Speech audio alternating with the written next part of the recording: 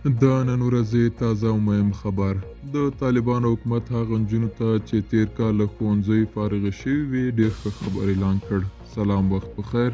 که غواړئ پوه شئ ویډیو تر پایه وګورئ او که تر اوسه پورې مو وطن میډیا یوټیوب چینل نه وي سبسکرایب کړم دا اوس یې سبسکرایب کړئ تر څو نوي او تازه معلومات تر تاسو در ورسیږي.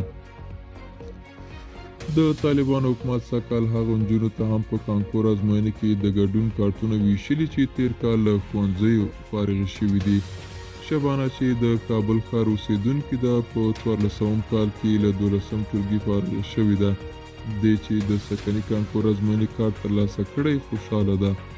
د لوړو زده کړو ارمان یې پوره کېدونکی دی. شبانې ازادي راډیو ته وویل اسلامي امارت اعلان وکړ چې سږکال به له ښځینه او کانکور ازموینه واخلي. ډېره خوشحاله یم چې خپلو موخو ته نږدې شوي یم، خو د خپلو هغو خویندو لپاره خواشینی یم چې نشي کولی ښوونځیو ته ولاړې شي. راغلم د ګډون کارت مې واخیست او سبا هم بایومتریک کیږي. شیلا د 12 ټولګي بله فارغه ده، هم د کانکور ازموینې د ګډون کارت ترلاسه کړی دی. اغلې شیلا وایي راغلم د ګډون کارت مې واخیست او سبا هم بایومتریک دی.